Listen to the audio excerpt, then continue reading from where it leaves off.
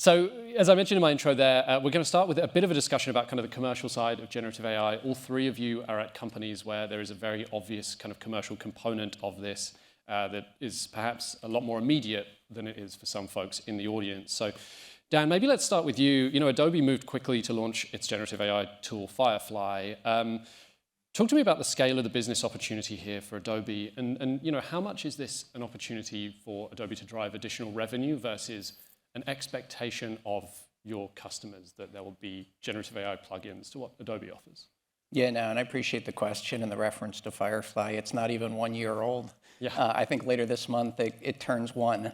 But I think the opportunity is massive. As you think about the three areas we as a company are focused on, unleashing creativity for all, accelerating document productivity, and powering digital businesses. All three are going to see a significant, meaningful tailwind as a result of this technology inflection. And let me just take a step back and share a little bit of why I have so much conviction in it. Is you look at major and technology inflections as they shape end markets. Innovation goes up, economic growth goes up. Adobe's got a 40-year track record of being a key catalyst to many of the trends that shape the digital economy. And there's a difference between capitalizing on a trend and shaping, being a key catalyst of that trend. We've got a long track record of doing it. This inflection is going to be no different. And as I think about the AI stack, there's data, there's models, and then there's the products and workflows that bring these technologies to life. The third of the three is the most relevant importance. That's where the magic happens with these technologies, because it's only in the context of those products and workflows that this technology leads to real productivity enhancement. And so we're incredibly bullish about this technology, and we fully intend to be a key catalyst in shaping our end markets and driving success for our customers. So one of the questions for, I imagine, for all three of you on this panel, but then we're going to stay with you on this for a moment, is sort of like how to commercialize this work. If that's the layer, if the layer that you're thinking about is like, what are the products that sit below the data and the language model? How do you kind of commercialize those?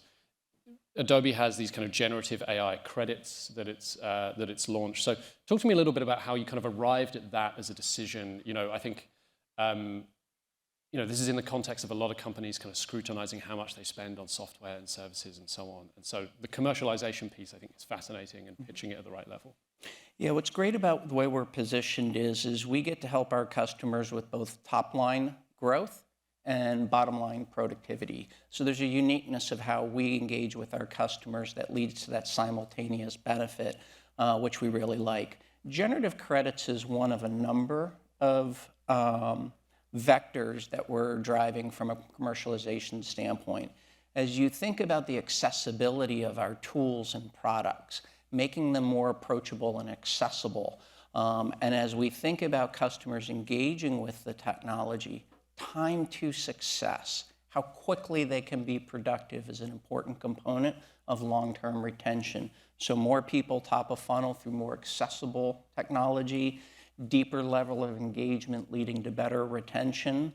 And then as we engage with custom models, adding more value to the relationships we already have, generative credits is one of a number of vectors that are available to the company. And as we think about deep power users of our products and our technology, when you tokenize engagement, turn a text into an image or a video or audio, those power users are consuming the technology at a differential rate.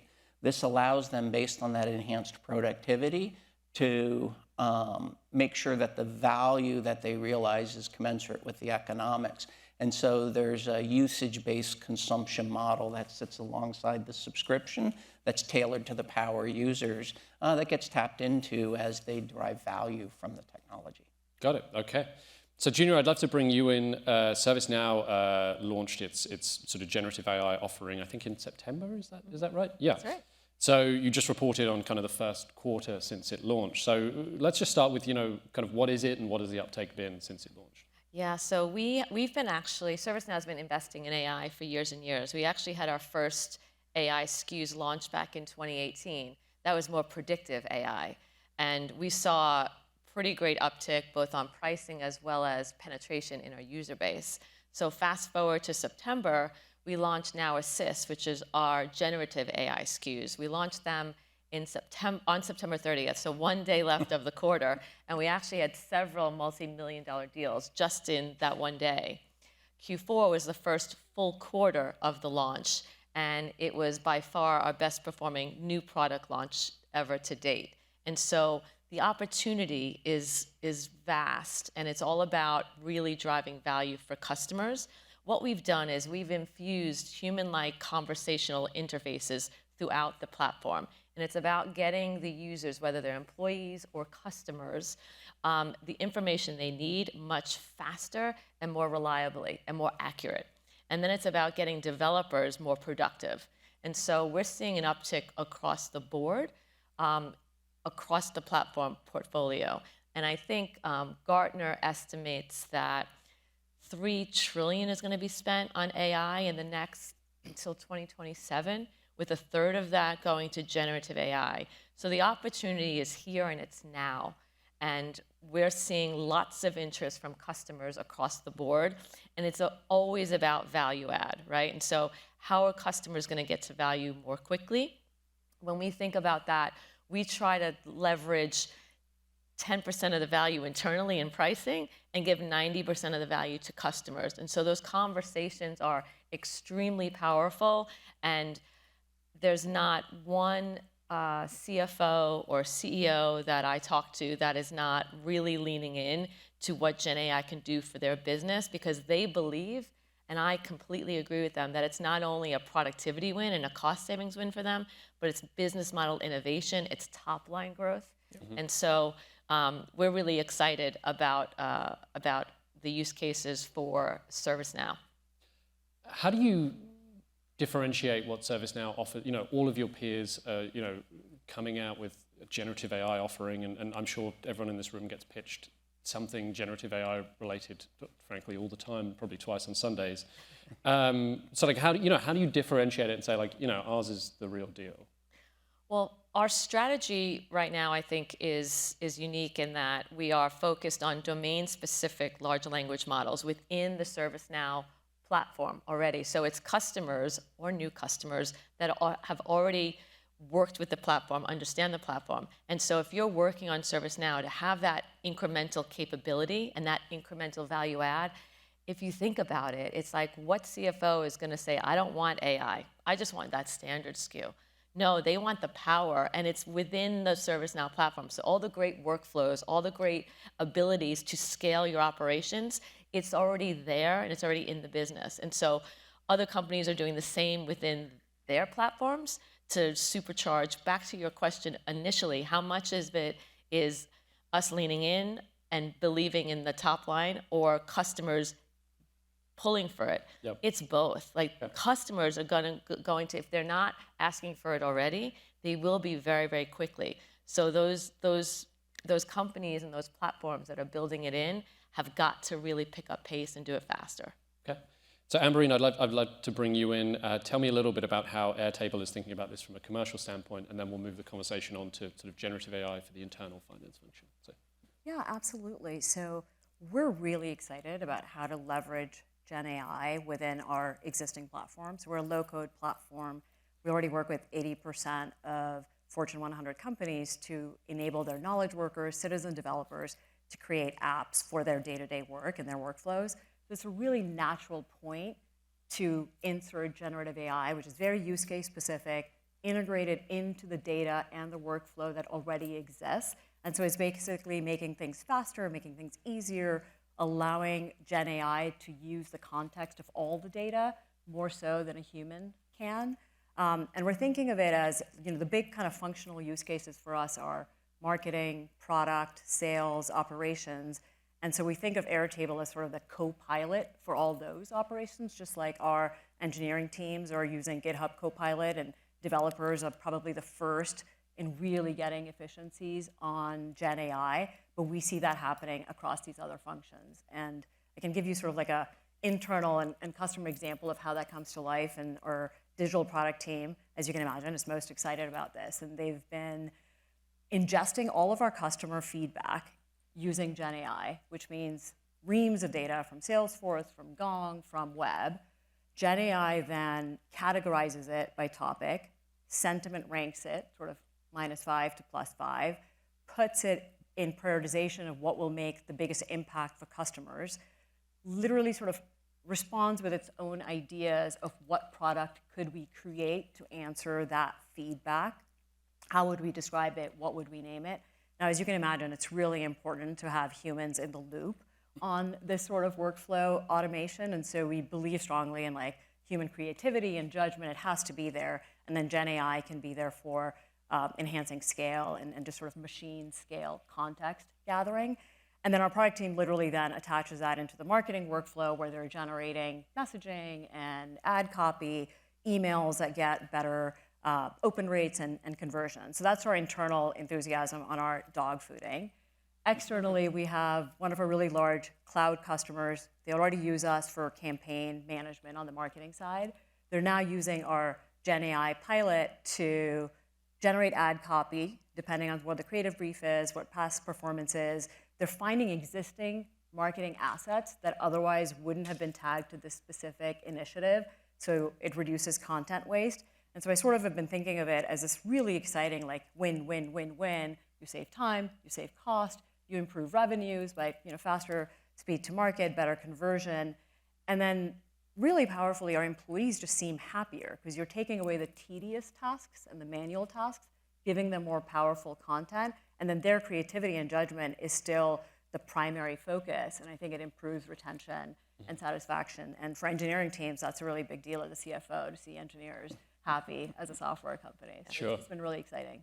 Sure. So we'll come back to the human in the loop piece because I do want to kind of discuss that in a bit more detail. But first, I'd like to focus a little bit on sort of generative AI for the finance function specifically. And so, Gina, I'd like to start with you. You told me on our prep call last week that you're especially excited about using generative AI for sort of revenue recognition. That was one of the examples that we discussed. So, talk to me a little bit about that. Is that something that you're currently piloting? And if so, what have the results been so far? Yeah, so I think there's numerous use cases within finance, and we're piloting a whole bunch of them. We had a hackathon, and we picked like the top 10 areas that we want to focus, and we're going with them first, but we have a list of use cases.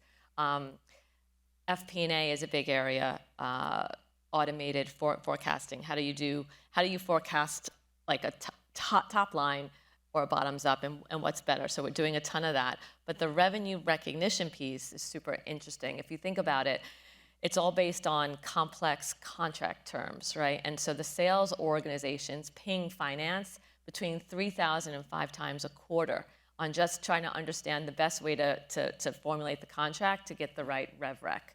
And how do we use Gen AI to automatically answer? So many of them are similar questions. And how do we automate that? And by the way, not only is it automation time from a finance perspective, but then my sales teams are spending less time figuring out how to draft the contract and spending much more time with customers. So I think it's not only a productivity perspective, but also how do I get my salespeople spending more time with customers? It's going to be a much better customer engagement. And so twofold is an area. We've been piloting it. And it's going extremely well. The finance teams love it because, again, to Amberine's point, it's about automating the rotes and the routine and really giving time back for much more complex, interesting work. And we're having lots of engagement across the board from our finance teams and really leaning in to how Gen AI is going to simplify what they do every day. And they're so excited about it. And, are there any concerns about sort of the accuracy of a use case like that? Let's say whatever model you're using is 95% accurate.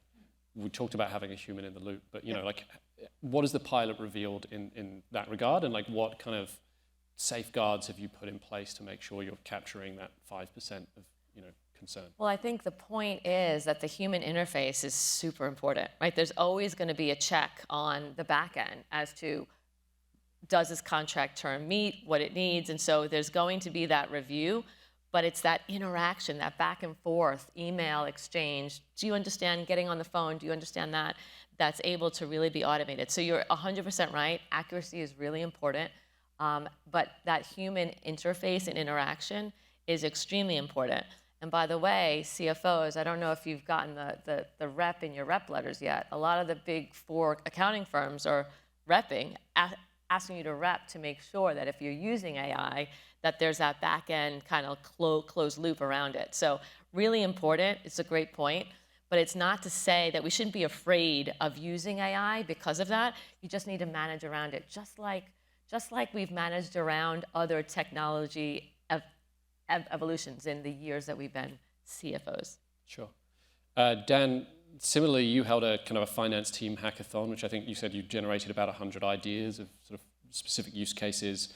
As I understand it, you're moving forward with 5 pilots. Is that right? So I'd like to focus on one today, which was, you've called it the kind of the forecasting engine.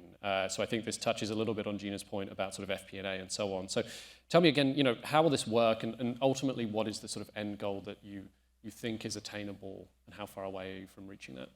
Yeah, and before I go into the detail, just about the hackathon, Gina was talking about it, I was talking about it, and we were commenting backstage on the enthusiasm that we see in our organizations around this technology inflection. Part of transformation is about change management, and they're inextricably linked. How do you build that groundswell of enthusiasm within the organizations to lean into this technology inflection? You bring them into the process and you help them architect the solution and the way of working. So a hackathon is a really great way to build that groundswell. We had over 100 submissions. We boiled it down to 20. 5 of them were prioritized, but now we have a living, breathing pipeline of future opportunities that we're going to continue to focus on. So one of them is a forecasting engine. So like most companies, the annual planning process is a heavy lift inside of the company. And we're in the process of pivoting to a more fluid environment, a rolling forecast environment. But the way we communicate with investors in the street, that annual process is going to be a thing. Now the question is how do you pivot to a rolling forecast and still maintain discipline from an annual standpoint? You communicate with investors. When you synthesize all of the data that sits inside of the company, you weight it appropriately, you back test it to make sure that the model and the algorithm that you tune accurately reflects the performance of the company. You can get to a rough cut annual plan very, very quickly. I mean, this is a month-and-a-half process that you can start to access a first rough cut approximation within minutes. We're early in the process.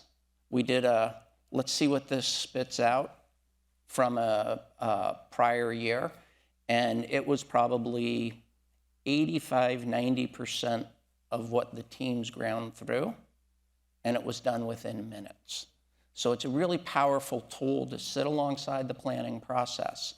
And the value, in my view, of a finance organization isn't about rolling up numbers. That's obviously important. Integrity of the numbers is super important. But when do you see a signal? And what's the insight from that signal?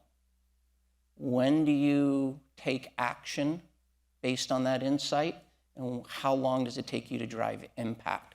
There is a speed of execution that comes with this technology because the time to signal and time to insight is going to get sped up dramatically. And then we take the great people that call our company home and turn them on to an action-oriented, solution-oriented mindset to solve business problems. And having that forecasting engine sit alongside an annual planning process is an important aspect of focusing on, if we do nothing, this is the likely outcome. Now, what are the do differentlys to get a different outcome? And you transition to solution space very quickly. And it's not just an annual planning process. We've got these predictive engines running alongside intra-quarter performance. And it's fluid. I get input from the sales team on what they think they're going to do.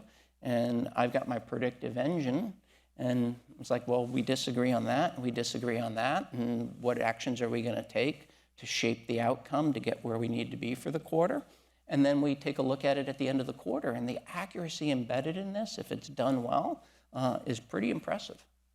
How does that change the skill set required of you as the CFO? Like if you have this information, how does that change the way that you then pass that information out to the rest of the C-suite, the rest of the company, use that to potentially influence decision-making and so on? Like, is this, essentially, is this a kind of a powerful new decision-making tool that you're the kind of C-suite owner of? And so how do you cascade that out? I guess that's a question for all three of you, honestly, but let's start with you, Dan. Yeah, so from my point of view, everybody's going to have their own philosophy on how to do this role and do it well. From my perspective, I think the role of finance, CFO, sort through complexity, get to core underlying root cause drivers, frame the debate and dialogue, frame the decision-making process, sharpen business decision-making, and once decisions are made, go drive execution and drive impact inside of the company. And so this is a key tool that gets us, again, to that signal and insights faster. But there's a democratization of data. I don't think this sits in a finance silo. It's how you permeate this information to help shape that discussion, real-time business discussion inside of the company to get to better business decisions and better business outcomes. Sure. It's pervasive. I would just add that the role of the CFO has been evolving for years now, right? And this is just one area in addition. To the point that Dan was making, it's not about just having a forecast number quicker, which is super powerful. It's what you then do with the time that you have that information earlier. I talk about culture of finance. I want the finance organization to be the first call of the business. It's not just about compiling the data and reporting out on it. It's about really driving impact and driving, okay, here's that signal. This is what we need to be doing. And by the way, we've been doing this for a while now, right? So we have, Dan, early insights into a quarter. So if things in certain areas look like that they're not shaping up the way we thought, get in there early. And it's not just about telling the salesperson or telling the marketing person. It's about working with them jointly to go solve it, thinking strategically about what this information is able to drive. And so I think the role is completely evolving. And we are probably the only person in the C-suite, besides the CEO, who has that bird's eye vantage across the enterprise that can really help drive impact in any area. And so, oftentimes back in the day, I'd get my hand slapped to say, that's not finance, right? That's not finance. This is mine. Now, they're like, Gina, bring it, right? They're like, they want you involved because they know that you have the information that's going to help them solve their problems and get to the better results. And so that role has been evolving for a while, and Gen AI is only going to continue that evolution. Sure. Amberine? Yeah, exactly what Gina said. I mean, we are in such a privileged position where we see absolutely everything. And I think that gives a lot of power, also a lot of responsibility. What I also think is super helpful is every one of my colleagues knows that I have relatively the most pure intentions of doing the best thing for the business and always thinking about the business and the customers. And so while different functional groups, depending on the quarter, depending on the year, have different priorities where they're very focused on one thing, as finance, we're focused on the kind of long-term success of the business as a whole. And I think that just adds to the power of the voice, to the direction we give. And then in terms of your earlier question of use cases within finance, we have a lot of parallel experiences, revenue recognition, forecasting. I'd say one of my teams, which has become a bit of a hero and usually isn't, is our accounts receivable team, because we've been able to use Gen AI in a lot of different ways for them. So, content generation in terms of emails and follow-ups, chat in terms of interfaces with salespeople and customers, as well as just forecasting on cash collection times, prioritizing the risk of customers. And they've been really excited, and it's just been nice to see a team that usually doesn't see the limelight pop up through this technology. Couldn't agree more. It's nice to hear that our use cases are very aligned.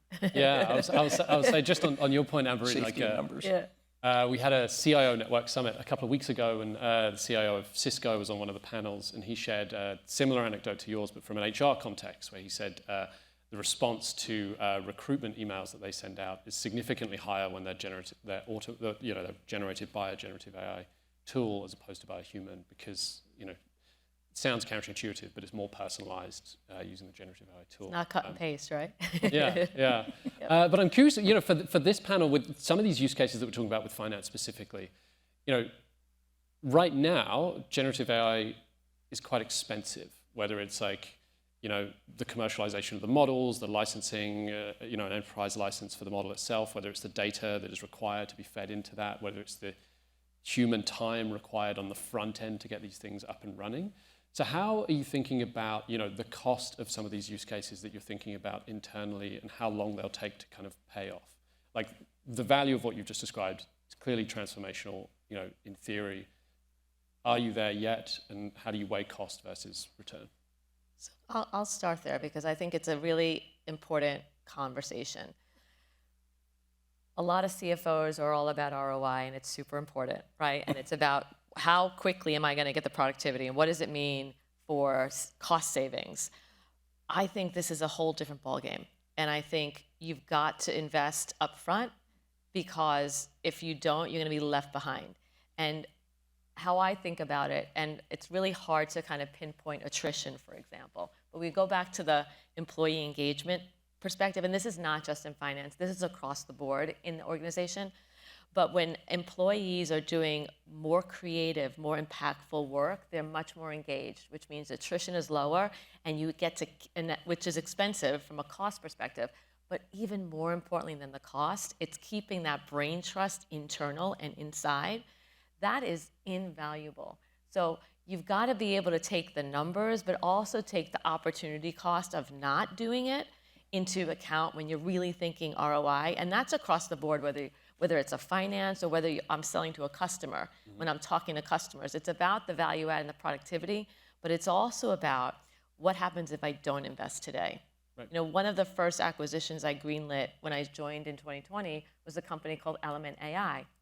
And it was about hiring talent in the AI space that didn't really have great ROI in the initial years, right? But at the end of the day, infusing AI into the platform was going to be more and more important as we went on. And so we greenlit it, and it's one of the reasons why we were able to be first to market with actual Gen AI product in market.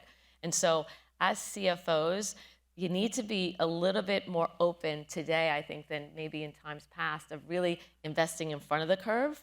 You need to be smart, right? It's about taking balance risks and saying yes to a few things potentially, but really making sure that you're not just hamstrung by the numbers only. Because I think in this day and age, not investing is really going to put you in trouble for the mid and long term. Anne-Marie? Yeah, so you mentioned this earlier, Ben. Over the course of the last few years, we had a lot of tool sprawl and way too much technology spend. So we have a tech council, and they see their role as primarily figuring out how to consolidate tools and reduce spend. We didn't want to put AI into that council because the mandate of that council is very focused on cost savings. And so we created a separate AI council, which is kind of mandated to go find the most interesting value-added use cases, and sort of on the 4 wins philosophy. Like, we want use cases where we get all 4 of those things, like time saving, cost saving, revenue improvement, morale, inspiration for the employees.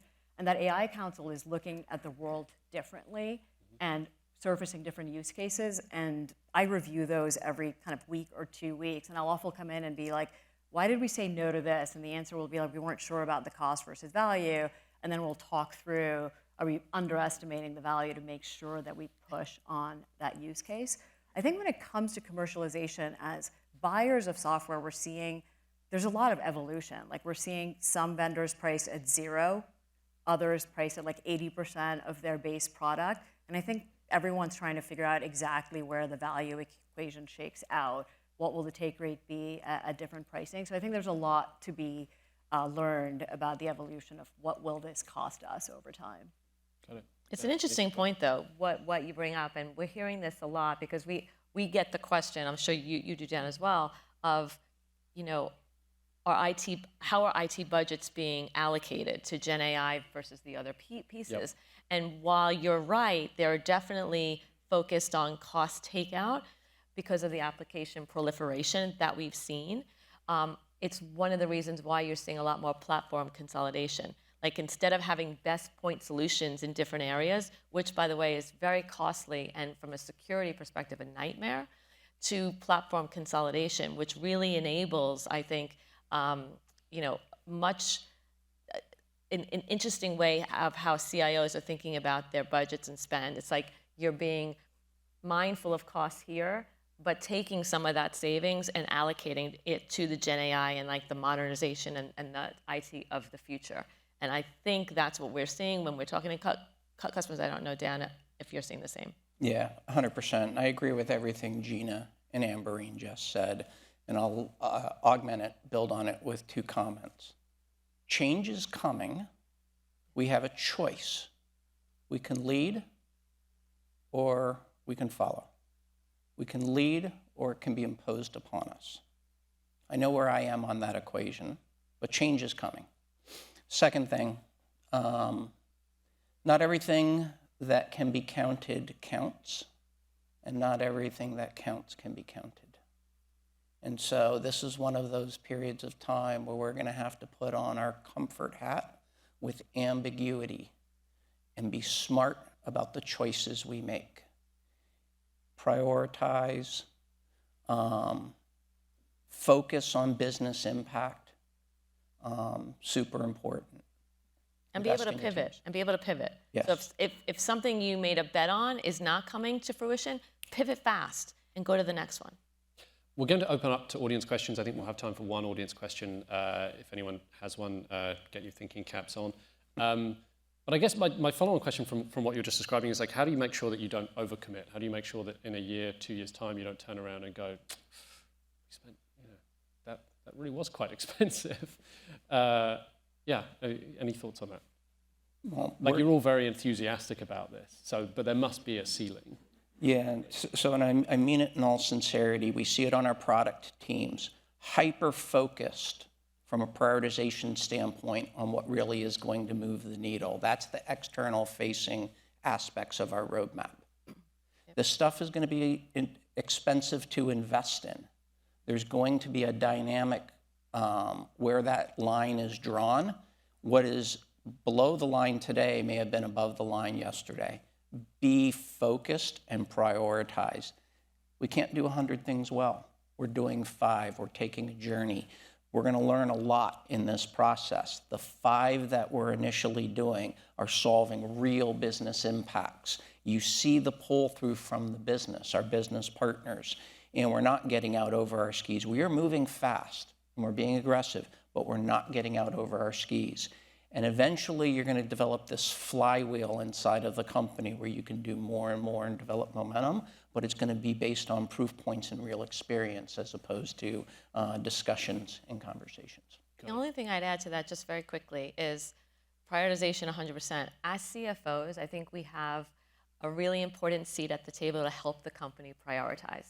Because again, we see cross-enterprise, the things that are going to be most impactful are on the list first, and you just keep plowing down the list. But we have that responsibility to help the company prioritize. Otherwise, because everyone's pulling. Everyone wants AI, marketing, finance, legal. How do we really focus on what's the most meaningful? I think CFOs have a real role to play there. Yeah, and to build on that point, we have internally our North Star is anything that helps our own product development on AI gets priority. And so, we haven't introduced our official SKU yet, but we already had sales in Q4 because customers were asking for it. So any investment we make into our teams and developing our own product helps our customers, helps the business. We'll prioritize that over some of the internal efficiency maybe, and then iterate and learn and make sure, we're not going to wait for 3 years to see what happened. Every quarter we'll be iterating and pivoting. Got it. Okay. Do we have any questions from the audience? If so, raise your hand. Okay. Thank you. Oh, yes, we have one here. Microphone is just making its way towards you. If you could just state your name and company, please. Great insights. Thank you for the discussion. My name is Guru Ramamurthy. I'm from Bayer. Some of you mentioned earlier on in the conversation about not just this being a cost and productivity game, but also revenue. when you look at your clients and the products you're offering, how does it actually translate into revenue? Because from where I sit, this feels and sits more like a cost and productivity savings initiative, albeit at a supercharged, in a supercharged environment. Can you articulate a little bit on the revenue side, please? I'll give one. So we announced a partnership with Visa just last quarter. And what Visa is partnering with us on with Gen AI is all about building a solution to automate disputes for all the banks that issue Visa cards, for example. And so the ability for them to monetize that solution is real. And not only will that generate revenue for them, from a disputes perspective, the savings on just being able to resolve or identify issues much earlier in the process is huge. Billions is what they're talking about. And so that's just one example of how Gen AI is going to help our customers not only from the bottom line, but also from the top line. Yeah, and on the marketing side, we've already seen improvement in open rates on marketing messages, conversion rates on top of funnel. So that's one avenue. Closer to your use case likely, we have a life sciences customer who's using Gen AI to collate research, comb through research faster, and they believe it'll get them to market faster in order to be able to do both faster drug discovery as well as get drugs on the market faster. So I really do think we'll see true revenue evolution from this. There's a lot of interesting use cases for health, and it's very compelling. I'll throw out another example. IBM just came public with this statistic in the last 24, 48 hours. They've standardized on our technology from a content production and distribution. They're seeing 10x increase in productivity. They're serving that content up to their customers 60% faster, and the content that their customers get, they're engaging 26x. A lot of it rests on those digital insights, being able to sort through the complexity of that customer data, productivity on the front end from a content creation standpoint, and activation and delivery. The insights that are fueling those types of statistics for a very large, complex company. This stuff is real for those that are leaning into it and leaning in the right way. We're over slightly by a minute or two, but Dan, I had a final closing question for you, slightly unrelated to the topic of this session. But one of the themes that we're exploring at this event is the outlook for M&A. It's obviously been a quiet period for M&A broadly. Some of that has been due to concerns about sort of antitrust activity.